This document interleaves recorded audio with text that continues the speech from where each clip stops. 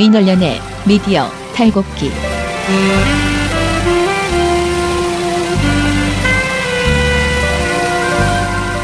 네, 안녕하세요. 민원련의 미디어 탈곡기. 저희 오늘 금요일이어서요. 저의 이 나은 우봉우가 지금 모두 국민TV에 민원련의 뉴스빡 녹음하러 지금 갔습니다. 그래서 오늘은 저 혼자 쓸쓸하게 해볼 거고요. 저희 이정희 PD가 저한테 제안하기를 금요일 날은 저 혼자 하니까 혼자 하지 말고 누군가를 초대해서 매주 금요일은 누군가와 같이 하는 것이 어떠냐, 이런 악마의 속삭임을 저에게 하셔서 사실 되게 좋은 생각인데, 제가 그 섭외하러 막 연락하고 이런 게 너무 지금 뭔가가 막 아무튼 뭔 일을 벌리는 게 엄두가 안 나서 이번 주까지는 제가 혼자 하고요. 다음 주에는 진짜 누군가를 어디서 이렇게 탁 잡아와가지고 옆에 앉혀서 재미난 이야기를 해보도록 하겠습니다. 2017년 5월 장미대선은 박근혜 최순실 국정농단에도 민주주의를 지켜온 촛불 시민들이 만들어낸 대통령 선거입니다. 이번 대통령 선거를 맞이하여 시민들의 민주주의에 대한 열망을 담아 언론단체와 시민사회단체 그리고 학회 등 89개 단체가 연대해 2017 대선미디어감시연대를 만들었습니다. 대선미디어감시연대는 대선 기간 동안 언론들의 선거보도 행태에 대해 여러분들의 제보를 기다립니다. 대선미디어감시연대가 여러분들의 의견을 경청하고 팩트체크 후 대응하겠습니다. 1661-0999로 전화주세요. 여러분의 제보가 공정한 언론을 만들고 새로운 대한민국을 만듭니다. 자, 오늘은 저희가 원래 이게 데일리니까 어제 나온 보고서를 가지고 이야기하는 그런 시간이라서요. 오늘은 그냥 간단하게 어제 나온 보고서 중에서 몇 가지 이야기 말씀드리겠습니다. 인사를 안 드렸네. 저는 민원련의 김원경 사무처장이고요. 여기 그 민원련의 미디어 탈곡기에서는 이장 역할을 맡고 있습니다. 이장이라고 하기에는 너무 그 멋진 캐릭터라고 생각하지 않으세요? 조금 더 뭐 좀 멋진 거 없나? 동네에 이장 말고 더 높은 사람 없나? 아무튼 그렇습니다. 뭐 회장? 이런 게 뭐 이렇게 김어준 총수처럼 총수? 이런 걸 붙이면 왠지 대기업 총수 같고 뭔가 면장? 아무튼 좀 생각해 보겠습니다. 어제 보고서가 3개 나왔어요. 근데 어제 제가 워낙 바빠가지고요. 제가 바빠서 그랬는지 모르겠지만 보고서가 다 검토하는데 오래 걸렸거든요. 그래서 어제 저녁에 발표할 수 있었던 거는 나의 씨의 신문 브리핑, 그리고 봉우 씨의 방송 브리핑, 그리고 신문 모니터위원회, 민원련의 신문 모니터위원회라는 회원들의 모임이 있습니다. 그 회원 모임에서 지금 일주일에 한 번씩 신문에 실린 여론조사만 따로 모니터하는 이런 보고서를 내고 있어요. 그래서 이 신문 모니터위원회의 여론조사 3차 보고서가 나왔습니다. 그래서 요 3가지를 가지고 말씀드릴게요. 먼저 제가 그냥 가지고 있는 순서대로 볼게요. 여론조사 보고서. 여론조사.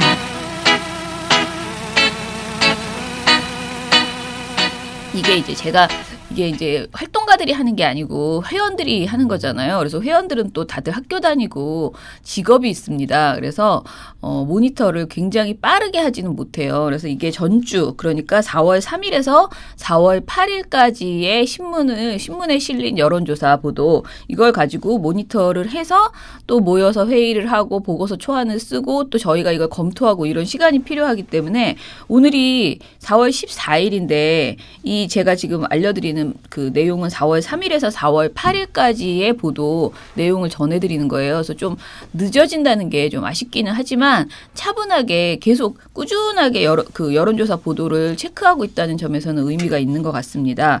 이걸 보니까 사실 다른 것은 특별히 많이 유의미하게 지적할 것이 없는데, 그 여론조사 보도를 중앙일보가 제일 많이 하더라고요. 14건을 했어요. 근데 그 14건이 중앙일보 14건, 조선일보 10건, 동아일보 10건. 그러니까 조중동이 이렇게 많이 하고요. 그 며칠 사이, 월요일부터 토요일까지 사이에, 그리고 경향신문이 7건, 한겨레가 6건 이렇게 그 여론조사 보도를 했습니다.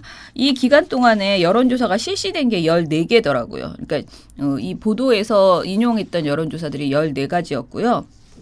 그 중에 가장 문제가 됐던 거는 여러분들이 너무 많이 들은 4월 3일에 내일신문과 디오피니언이 했던 그 여론조사 있죠. 그러니까 양자 대결을 가상해서 처음으로 민주당과 국민의당 후보 두 후보의 양자 대결을 가상해서 굉장히 그 화제가 되었던 그런 여론조사 결과를 어디에서 가장 많이 받아서 그러니까 내일신문과 디오피니언, 내일신문이 의뢰하고 디오피니언이 여론조사한 결과잖아요. 근데 이 결과를 조중동 한겨레 경향 중에서 어느 신문에서 가장 많이 보도했을까요?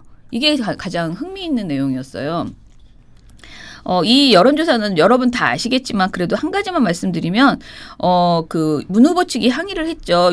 무선 전화를 사용하지 않고 유선 40%의 인터넷 조사 60%를 반영해서 단 하루 동안 진행되었다는 조사 방식의 문제점을 지적하면서 특정 후보 띄우기식 여론 왜곡이다라고 항의하는 일이 있었습니다. 그런데 이제 내일신문과 디오피니언 측은 문재인 캠프에 대해서 상식적이지 않은 여론조사 주장에 그렇지 않다. 자신들은 계속 그동안에도 이렇게 여론조사 해왔다라는 식으로 이제 답변을 했고요. 그 여론조사의 비밀, 언론과 여론조사 업체 스폰 관계라는 미디어 오늘 기사가 있었어요. 근데 이 기사에 따르면 전문가들은 내일신문과 디오피니언이 실시한 인터넷 여론조사의 표본이 모바일 티머니 플랫폼 회원 리스트로 되어 있는 만큼 세대별 대표성을 반영하기 어렵다. 그래서 특정 세대의 여론이 과대 대표될 수 있다라는 지적을 공통적으로 내놓았다. 이런 또 지적도 있었습니다. 그리고 뉴스타파에서도 이 여론조사가 문제가 있다라는 그 지적을 했습니다.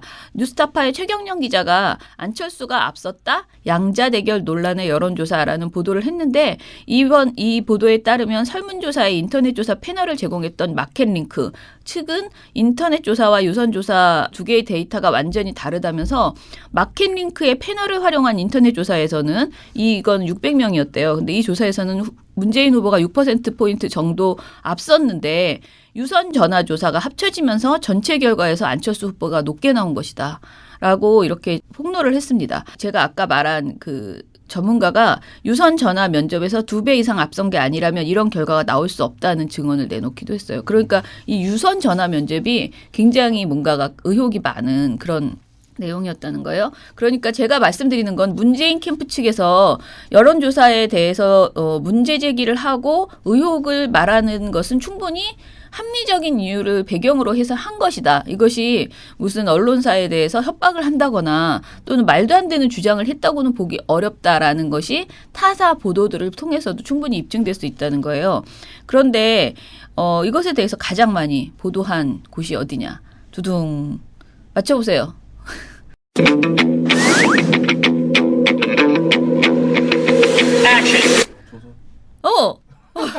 이제 좀 며칠 하더니 이제 좀 감이 오나. 근데 저는 조선일보가 이럴 줄 몰랐는데 조선일보가 4월 4일부터 4월 7일까지 무려 7건을 이 조사 가지고 보도를 했더라고요. 디오피니언 조사를 가지고. 그러면 한겨레 경향은 얼마나 있을까요? 한 번 정도? 한 번도 안 했어요. 안 했어요. 예. 이 결과는 한 번도 보도하지 않았습니다. 예. 사실 이거는 나오자마자 신뢰성이 떨어진다는 지적이 많았고 또 문 후보 측에서 항의까지 했던 내용이기 때문에 사실은 보도하지 않는 것이 적절하죠. 왜냐하면 그 조사 무슨 뭐 그 공정성 심의위원회나 이런 데 것들이 다 나오고 나서 뭐가 좀 내용이 진행된 다음에 하는 것이 오히려 적절한데 이 보도, 이 디오피니언 여론조사의 가장 큰 문제점은 이 조사 이후에 양자 구도로 완전히 다 몰고 갔고 갑자기 그 안철수 후보가 굉장히 상승세를 띠게 되는 어떻게 보면 얘가 트리거 역할을 한 그런 여론조사였거든요. 그래서 굉장히 의미가 있는 이게 나쁘게 의미가 있죠. 의미가 있는 여론조사였는데 이것을 조선일보에서 7건이나 보도를 하고 한겨레 경향 보도하지 않았다. 이것은 정말 단적으로 지금 우리의 언론 그 신문의 지형을 볼 수 있는 내용이에요. 조선일보는 주로 어떤 내용을 조사했냐면 여론조사에 문제를 제기한 문재인 캠프 측을 비난하는 데 방점을 찍었습니다. 근데 이 내용은 종편에서 엄청나게 많이 나와요. 그러니까 아니 지금 여론조사가 낮게 나왔으면 반성을 할 일이지 왜 여론조사에 대해서 시비를 거느냐라는 그런 발언을 종편에서 엄청나게 많이 했거든요. 근데 이 발언이 알고 보니 다 조선일보에서 나왔던 내용이더라고요. 조선일보에서는 뭐라고 했냐면요. 연대론 잦아든 국민의당 안철수 혼자로도 해볼만 하다라는 일단은 안철수 대세론을 부각하는 보도를 했고요. 그리고 후보 확정 후에도 양자든 다자든 40% 안팎 맴도는 문재인에서는 여론조사를 근거로 들면서 문재인 후보가 유리천장을 뚫지 못하고 있다. 라고 이렇게 얘기를 했고요. 그리고 문 캠프 의혹 제기에 대해서는 제목이 되게 많은데 문 캠프 아니 앞선다는 여론조사 나오자 비상식적이라며 성관위에 조사 의뢰. 문 측 안 띄우려는 질소 포장 과자 같다. 이렇게 주장했다는 거예요. 무난 역전 이어지자 민주당 양자 대결 여론조사 옳지 않다 등으로 잘고요. 억지 정치 공세라는 그런 비판을 했습니다. 그리고 그저 과거에도 양자 대결을 가정한 여론조사는 많았는데 왜 이 시점에 문제를 제기하느냐는 질문을 계속 반복하는 이런 보도를 했습니다. 다른 신문사도 대부분 이런 식의 제목을 했는데 중앙일보는 사설이 심지어 이런 거예요. 민주 유리할 땐 느긋 불리하니 발끈하는가. 아주 잘 썼죠, 제목. 그러면서 자유한국당과 국민의당, 바른정당의 후보 단일화는 실현 가능성 없는 가정을 전제로 한 여론조사는 문제라는 우상호 더불어민주당 원내대표 주장에 대해서 전례에 비춰 타당하지도 않을 뿐 아니라 일관성을 결여한 비논리적 주장이다라고 하면서 위험천만한 독선이라는 비판을 명키 어렵다. 이렇게 해석을 했습니다. 이런 식의 보도들이 이게 이제 지금 좀 많이 늦은 보고서이기는 하지만은 제가 보기에는 지금 와서 보니 그날 이 보고서를 얼마나 그러니까 이 여론조사를 얼마나 조중동이 잘 활용했던가. 그 이후에는 사실 지금은 저희도 계속 이렇게 보도를 쫓아가는 사람이다 보니까 이제는 양자 대결을 하는 것은 너무나 당연한 일로 생각하는데 이때 처음에 이 보도가 나왔을 때 이것을 진짜 이렇게 봐야 되는가 말아야 되는가 이게 문제가 있는가 없는가 어떻게 보면 첫 번째로 여론조사에 논란을 불러일으켰던 내용이었기 때문에 이렇게 조중동이 이 내용을 받아 썼었구나라는 것을 알 수 있죠. 그리고 뭐 여전히들 하는 말 오차범위 내에 접전인데도 승패를 부각하거나 경마식 표현들을 너무 많이 쓰고 있다 이런 지적을 했더라고요. 예, 신문모니터위원회 보고서는 이 정도고요. 신문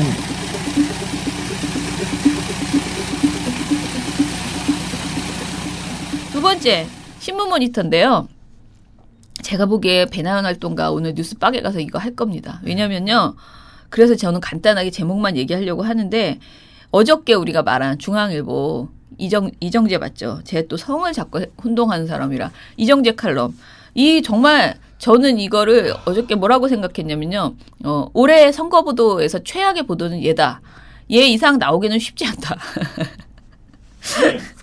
이것은 거의 뭐라 그러죠? 이게 한 10년 내에 최고의 선거보도 수준의 지금 보도가 될 것 같은 그런 칼럼이었어요.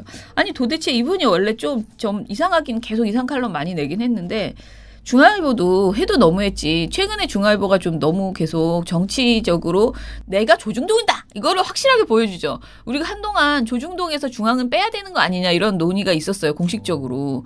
그러니까 중앙일보가 굉장히 한국일보 수준의 어떤 중립성을 지키려고 노력하는 그런 모습을 보여서 정말로 저희 보고서에서 중앙일보가 지적이 안 된 게 꽤 오래됐어요.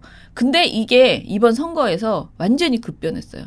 이거는 마치 권석찬 칼럼 쓰시는 권석찬 선생님이 JTBC로 간 이후에 중앙일보에 꼴통들만 남았나? 뭐 이런 생각이 들 정도의 그런 생각이 드는데 아무튼 그런데요. 중앙일보 너무 심해졌어요. 근데 어저께 이제 아시는 분들은 굉장히 많이 화제가 돼서 아실 텐데요. 한 달 후 대한민국이라는 제목의 이정재 시시각각 칼럼이 나왔습니다. 그냥 간단하게 말씀드리면 미국의 북폭설로 홍준표에게 20%의 표가 몰리면서 참 이 말도 참 의미심장하게 홍준표 찍으면 안 된다는 거거든요. 홍준표에게 20%의 표가 몰리면서 문재인이 대통령이 된다. 그러나 좌파인 문재인은 취임 일주일이 다 되도록 트럼프의 축하 전화도 받지 못한다. 그가 대통령이 되자마자 미국은 북한을 폭격한다. 그리고 대통령 문재인이 취임사에 남북대화, 북한 방문, 개성공단 재개라는 문구를 집어넣었기 때문이다. 박근혜 정부의 사람인 김관진 국가안보실장은 대응책을 제시하지만 문재인의 청와대는 어쩔 줄 모르고 그저 분노를 터뜨릴 뿐이다. 이게 내용이에요. 자, 이 시나리오는 칼럼니스트 이정재 씨의 중앙일보 칼럼의 전반부 내용을 소개한 것인데요. 이 사람이 본인이래요. 이건 그냥 상상이다. 현실에선 결코 일어나지 않을 일이다. 근데 이 사람이 말하는 이것이 왠지 문재인은 현실에선 절대 대통령이 되지 않을 것이다라고 자기가 믿고 한 말같이 이렇게 보이죠. 위에 있는 이 스토리가 가상이 일어나지 않을 거라는 게 아니고 대통령이 문재인 후보가 되지는 않을 것이다 라고 말하는 것 같아요. 그러면서 문재인 후보가 가장 유력한 대통령 후보이고 4월 전쟁설이 돌 만큼 한반도 상황이 위급한데 문재인 후보가 여전히 북한이 핵도발을 계속하면 사드 배치를 강행하겠다는 정도의 한가한 안보관을 드러내고 있기 때문에 이런 가정을 해보았다. 이렇게 또 말을 하거든요. 아무튼 하다 망상에 가까운 이런 안보 장사를 했다는. 그래서 이거를 가지고 우리 배낭활동가가 진짜 되게 강한 표현을 했는데 그 강한 표현을 하지 말라고 오마이뉴스에서 저한테 얘기했기 때문에 제가 약간 주춤하면서 중앙일보 조중동의 면목을 제대로 보여주고 있습니다. 이렇게만 평가를 했습니다. 이게 이제 신문 보도에서 어제 가장 핵심적인 내용이었고요. 방송 보도에서는요. 어제 저하고 봉우 씨하고 거의 막 설전을 펼친 보도가 하나 있었는데 문재인 후보 가구 구입 거짓말, 말 바꾸기를 고발하는 보도가 있었습니다. 이제 지금 대선 후보 검증 보도라는 KBS 보도가 있다고 그랬잖아요. 봉우 씨가 지금 몇 번을 이야기를 했는데요. 첫 번째는 문 후보 얘기를 했고 두 번째 안철수 후보 얘기했고 이제 어저께가 세 번째, 그저께였죠. 그저께 방송이 세 번째 코너였는데 이번에는 제목이 뭐였냐면은 대선 후보 검증 고가 가구 헐값 매입 해명도 오락가락 이게 제목이에요. 이것을 그 10일 날 냈는데 이 보도에서 이 보도를 이제 처음에 봉우 씨가 저한테 준 내용을 보면요. 별로 지적을 많이 안 하고 뭐 이런 거를 보도를 했냐 이렇게만 하고 쓱 지나갔어요. 근데 저는 이 보도를 이제 제가 모든 보도를 봉우 씨가 주는 모든 보고서에 있는 모든 보도를 제가 다 확인하진 않지만 주요 보도는 꼭 다시 한번 제가 보고 제 느낌대로 이 친구가 썼는지를 이제 확인을 하는데 이 보도를 보면서 너무나 황당해가지고 왜 이 황당함이 보고서에 담기지가 않지? 그런 이제 생각이 든 거예요. 저는 그 느낌적인 느낌에 좀 더 강조하고요. 봉우 씨는 굉장히 이성적인 모니터를 많이 하는 편이거든요. 정말 다 달라요. 나은 씨 보고서랑 봉우 씨 보고서랑 다르죠. 그리고 저도 좀 달라요. 근데 저는 이 보도는 이성적으로는 뭐라고 하기 굉장히 어렵지만은 보도가 또라이다. 이렇게 생각을 한 거죠. 그 이유를 그래서 막 서로 고치는 과정에서 어저께 이제 둘이 막 이래저래 얘기를 하다가 제가 이제 낸 것은 뭐였냐면은 마지막으로 낸 것은 이 보도가 4분 12초짜리 보도였어요. 그런데 이 보도에서 결론적으로 주는 메시지는 문제라고 생각되는 건 단 하나였어요. 김정숙 그 문 후보 부인이 거짓말을 했다. 말을 계속 바꾸고 있다. 이거 하나인데 무엇에 대해서 거짓말을 했느냐. 가구 가격을 거짓말을 하고 있다는 거예요. 참 가구를 얼마를 주고 샀든 간에 그게 이렇게까지 해야 될 문제인가라는 생각이 들고요. 이 보도의 길이가 4분 12초예요. 굉장히 긴 보도예요. 여러분 지금 방송 보도가 2분이 넘어가는 게 별로 없습니다. 예. 2분이에요. 그냥 대부분 2분, 2분 13초 이렇게 되는데 4분 12초 거의 2배에 가까운 그런 보도였는데 이 보도에서 너무 많은 사람을 인터뷰하거든요. 근데 인터뷰한 사람들이 뭐냐면은 그 가구를 어디서 샀냐면요. 부산에 있는 굉장히 호화스러운 아파트가 있대요. 그 아파트의 모델하우스에 이렇게 전시했던 가구 있잖아요. 그 가구를 산 거예요. 이 분이 근데 본인이 직접 산 게 아니고 그 가구를 중간에 있는 업자가 매입을 하고요. 그 매입한 분에게 샀어요. 이 김정숙 여사는. 그런데 이걸 인터뷰하기 위해서 먼저 그 모델하우스 주민을 그 모델하우스가 있던 그 아파트 주민 있잖아요. 주민을 인터뷰를 해요. 그래서 그 가구가 정말 좋았다. 정말 호화로운 가구였다. 대단했다. 이런 인터뷰를 땁니다. 이런 게 딸 필요가 있어요? 근데 이걸 따요. 그러더니 그 가구를 왜 샀는지 모르겠다는 아파트 건설사 고위 임원의 인터뷰를 또 해요. 그러니까 누가 그 중간에 한번 샀다 그랬잖아요. 그런데 그 가구를 왜 샀는지 모르겠어요. 그런 내용을 또 인터뷰로 길게 또 합니다. 그러더니 그 가구를 문 후보네 집으로 배달했다는 화물차 운전기사를 또 인터뷰를 합니다. 그래서 양산으로 가져갔어요. 양산에 문 후보 집이 있거든요. 막 이러면서 그걸 또 이제 이게 지금 앞에서 말한 세 개의 인터뷰는 도대체 뭐 하는 거야? 시간을 허비하면서 뭐 하는 거야? 이런 느낌이 드는 인터뷰를 합니다. 그러더니 드디어 그 김정수 여사에게 물건을 판 그 사람이 또 인터뷰를 합니다. 그런데 그 사람이 너무 시간이 오래돼서 기억도 잘 나지 않는다. 뭐뭐 갖다 줬는지도 기억이 나지 않는다라고 하고 가격도 막 횡설수설하고 그럽니다. 근데 이 과정에서 여러 차례 문 후보 측에 김정숙 여사의 그 SNS 글이 나오고요. 그 다음에는 계속 문 후보 측이라고 주장하는데 문 후보 측의 변명이 계속 바뀌어요.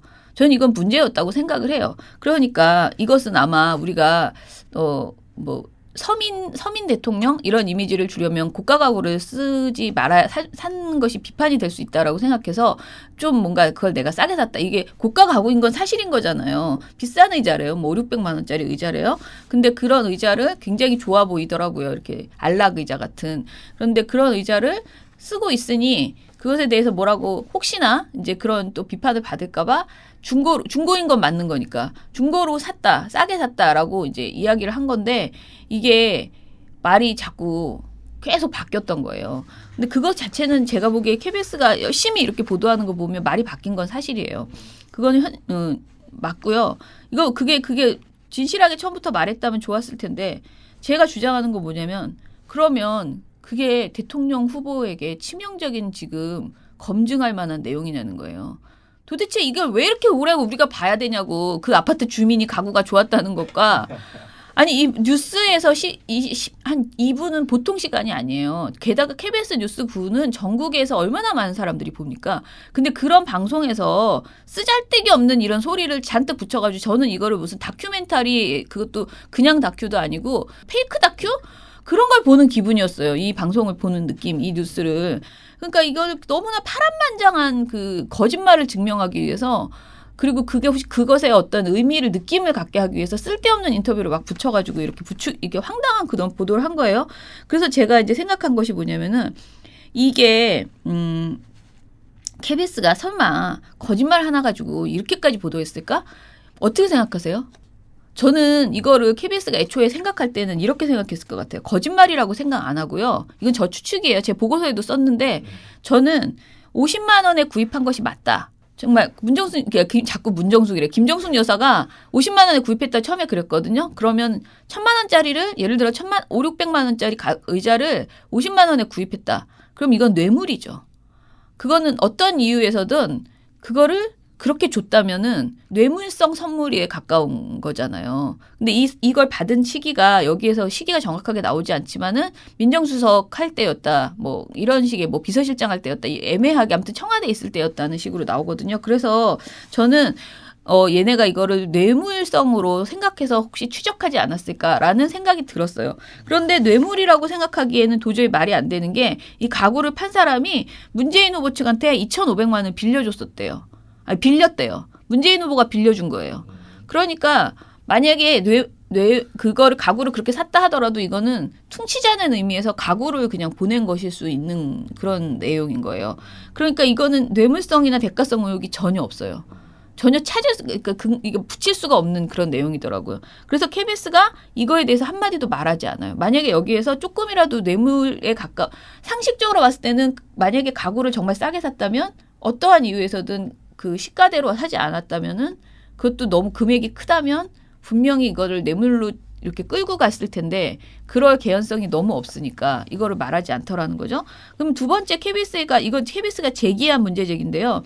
문 후보가 비서실장 시절에 재산 신고를 누락했대요. 근데 그 이유가 아까 말한 그 돈을 빌려준 사람 있잖아요. 돈을 빌려간 사람. 그 사람이 2,500만 원을 빌려갔다는데 그거를 문 후보가 그 당시에 그 재산 신고에 내가 4인 간의 채권 누구한테 2,500만 원 꺼줬다 이걸 신고하지 않았대요. 그래서 이것은 또 문제라고 이제 이렇게 지적을 하거든요, KBS가. 그런데 KBS가 아까 앞에서는 그렇게 열심히 자기네들이 그렇게 아저씨 아줌마들 막 따라다니면서 그렇게 인터뷰를 하더니만은 정작 문 후보에게 그 검증단이 누락 경위와 재산신고 누락 경위와 출처를 물었더니 문 후보 측이 이렇게 대답했대요. 재산신고 시점에는 4인간 채무가 없는 상황이었다고 해명했다. 그러니까 채무가 없었다라고 이제 해명을 했나 봐요. 근데 이거에 대해서 아까 말할 그 다른 말바꾸기에 대해서는 그렇게 시시콜콜 따져 묻던 KBS가 이 해명이 사실인지 아닌지 절대 검증하지 않아요. 여기 내용에서. 전 이게 되게 궁금하더라고요. 만약에 내가 KBS라면은 정말 맞아? 재산신고 시점에 이게 해결된 거 맞아? 이거를 해서 왜 재산신고를 소홀하게 했어? 이렇게 지적할 수 있어야 되는데 여기서 끝나버렸어요. 보도가. 도대체 이 검증 보도는 뭘 검증하려고 했는지 결론은 제가 뭐라고 썼냐면은 대선 후보 검증을 한다면 이보다는 좀 더 주요한 문제를 검증해 주길 바라는 건 무리냐. 이렇게 썼어요. 그리고 또는 끝까지 좀 제대로 검증하길 바라는 것은 KBS에게 너무 무리한 욕심을 내는 것이냐. KBS의 이 검증 보도는 너무 기가 막혀서 허탈하다라고 이렇게 지적을 했거든요. 그래서 진짜 이러면 제가 계속 말하잖아. 쫓다 하다 안 되면 엎어야 돼요. 보도가 허접하면은 그냥 엎으면 아쉽긴 하지만 깔끔하거든요. 이런 보도를 내놓으면은 이건 누가 봐도 문재인 후보 흠집 내려고 가짜는 말도 안 되는 소리를 주저 붙여가지고 이렇게 보도를 한 것으로밖에. 그래서 다 봤어. 네가 한 게 다 진실이야. 그래서 뭐가 어쩐 건데 거짓말한 거? 그 부인이 그거 거짓말한 거? 그게 전부인 거예요. 심지어 제가 국민의당에서 이걸 가지고 논평을 썼다 그래서요. 제가 이게 정치적으로 공격하고 있대요. 그래서 국민의당이 혹시 어떻게 논평을 하나 봤더니 딱 그거예요. 거짓말 말 바꾸기 한 거 사과하라. 그게 논평의 전부예요. 아니 부인이 가구 가격을 좀 우리도 제가 말하잖아요. 저도 물건 사놓고 사실은 10만 원에 사놓고 남편한테 5만 원에 샀다고도 말하고 왜냐면 비싸게 주고 샀다 그러면 괜히 이렇게 뭐 그 옷이 그 10만 원짜리 같지 않은데 막 이러면 내가 5만 원 주고 샀어 막 이러기도 하는데 이 이야기 스토리 자체가 그 지난 대선 때 나왔던 이야기거든요. 그런데 그것이 뭐 그렇게 중요해서 이렇게 4분 12초나 하고 난리를 치냐. 그런 비판을 받을 수밖에 없는 내용이었다는 거죠. 반대로 그러면은 KBS가 안철수 후보에 대해서는 어떻게 했느냐. 안철수 후보 관련된 보도도 이날 나왔거든요. 그런데 이 보도는 그 자기네들이 그렇게 자랑하는 그 제목 있잖아요. 그 대선 후보 검증 이걸 안 달았어요. 그러니까 이 시리즈가 아니에요. 얘는 안철수 후보는. 그리고 그냥 일반 리포트거든요. 일반 보도인데 이 보도 제목이 안부인 특혜 채용 대 vs 국감서 문제 없어. 그러니까 민주당이 안부인 특혜 채용이라고 주장하는 내용을 따옴표 쳐서 넣고요. 국감서 문제없어라는 안철수 후보 측의 대답을 넣어서 딱 그렇게 기계적 균형을 맞추는 그런 제목을 뽑았습니다. 그리고 리포트는 안 후보 부인 김미경 교수가 2011년 서울대에 제출한 채용 지원서에 의하면 서울대 김 교수 임용 계획이 세워진 4월 19일보다 20일 먼저 제출된 것으로 되어 있고 재직증명서도 안 후보와 같이 3월 22일 날 발급됐다고 이렇게 전합니다. 그러면서 이에 대해서 민주당이 서울대가 채용계획 수립도 하기 전에 이미 서류를 준비한 것으로 이른바 1+1 특혜 채용의 증거라고 주장한다라고 보도를 해요. 근데 여기까지는 이제 민주당 그 후보 측의 그러니까 민주당의 주장을 이제 싫고요. 그다음에 안 후보 측 반박을 똑같이 실어줍니다. 국민의당은 국정감사에서 아무런 문제가 없다는 결론이 나온 지 오래고 서울대 역시 같은 입장이다. 당시 안 후보는 권력을 갖고 있지 않았고 심사위원들을 매수한 것도 아니라면서 도대체 어떤 비위를 저질렀다는 것인지 명확히 밝혀라. 이렇게 요구했다. 이게 국민의당의 주장이에요. 이 내용을 그대로 다 실어줬습니다. 이게 정상적인 사실 더 이상 밝힐 수 없는 검증 보도라면 최소한 이게 나쁘다는 게 아니에요. 문 후보 관련된 것도요. 이렇게 양측의 공방을 그냥 실어주고요. 그냥 거기서 그쳐야 되는 거죠. 그런데 너무 편파적이잖아요. 좀 전에 제가 말씀드린 그 가구 그거에 대해서는 이렇게 주저주저 보도를 하고 이게 너무 비교가 되기 때문에 전날 그 대선 후보 검증 첫 번째 순서로 문재인 아들 휴직 과정도 특혜 의혹이라고 하면서 그 휴직 관련 서류를 막 파헤치고 문 후보에 대해서는 아주 작은 뭐 하나라도 그야말로 뭐 티끌 같은 거라도 다 찾아보려고 하는 과도한 그 집착을 보여주고 계시고, 안 후보에 대해서는 그냥 드러난 변명이라면 해명 이런 거를 그냥 딱 실어주면서 깔끔하게 끝내버리는 그런 보도를 지금 하고 있다는 그런 점에서는 문제가 됩니다. 예, 뭐 봉우 씨는 우리 그 군계 검증은 이렇게 하는 것, 군계 일학 JTBC의 팩트체크라는 제목으로 그 JTBC가 홍준표 안보 프레임을 그 팩트체크하는 그런 보도를 했다고 해서 이걸 칭찬을 해줬어요. 그러니까 조금 전에 말한 KBS의 그 팩트체크 프로그램 그 코너와 너무 비교된다라고 하면서 지적을 했는데, 뭐 이건 좋은 내용인 것 같더라고요. 저가 이 중에서 꼭 전해드리고 싶은 것은 이건데요. 이게 꼭 뭐 홍준표 안보 프레임 뭐 이거 저는 사람들이 이렇게 믿지도 않고 어려워서 무슨 말인지도 모르고 그냥 이미지로만 받고 있다고 생각하는데, 이 여기에서 좌파 정권 10년 동안 수십조의 돈이 햇볕 정책으로 포장되어 북으로 넘어갔다라는 홍 후보 발언이 있습니다. 근데 이 발언을 팩트 체크를 해요. 그래서 사실이 아닙니다라고 말하면서 그 기자가요, 김대중 노무현 정부에서 북한 현금 현물 제공이 약 4조 8천억 원으로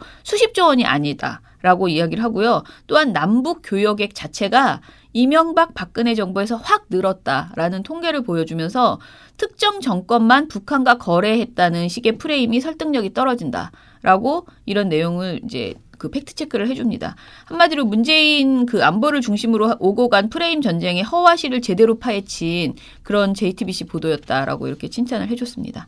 예, 요즘 팩트 체크가 너무 유행인데 참 팩트가 한국에 와서 너무 고생 중이라는 그런 생각이 듭니다. 그래서 아마 오늘도 이제 제가 계속 말씀드리지만 오늘부터 주말 내에 여론조사 보도가 엄청나게 쏟아지면서 또 어떤 변화가 있을지는 모르겠어요. 근데 제발 이렇게 허접한 팩트 체크 할 거면은 팩트 체크하지 마시고요. 정책에나 좀 팩트 체크를, 정말 솔직히 말씀드리면 정책이 어떤 정책을 누가 가지고 있는지를 좀 제대로 좀 비교 좀 해줬으면 좋겠다, 언론사들이. 그리고 그거를 비교하면서 후보를 압박하는 것이 얼마나 중요한가, 국민들이 그 표를 결정하는 데 있어서 그런 생각을 좀 해줬으면 좋겠다. 부인이 가구값을 얼마로 했는지는 우리에게 결정에 그렇게 중요하지 않다. 좀 근본적으로 카메라를 내려놓고 생각을 좀 하셨으면 좋겠다라는 생각이 들어요. 국민이라면, 내가 KBS 기자인데 KBS라는 매체는 엄청난 영향을 가지고 있는데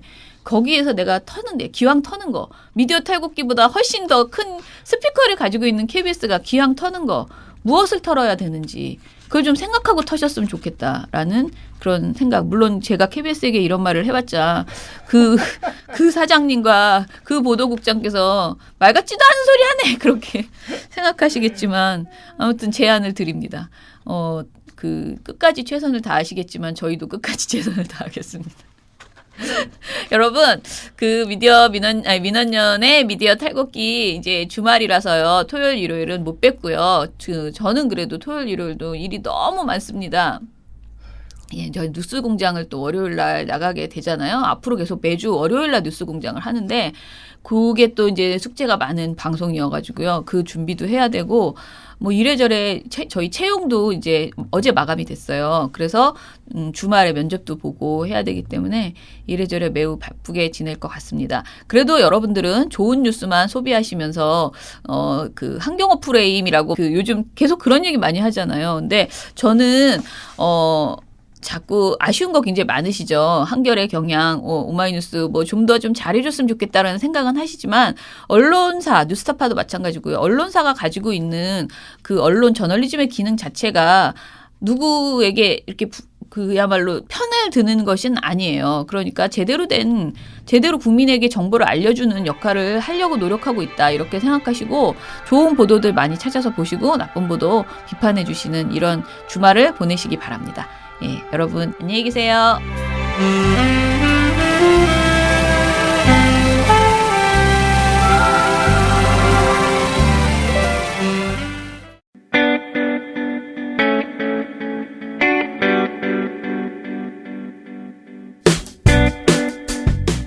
안녕하세요. 민원연의 이봉우 활동가입니다.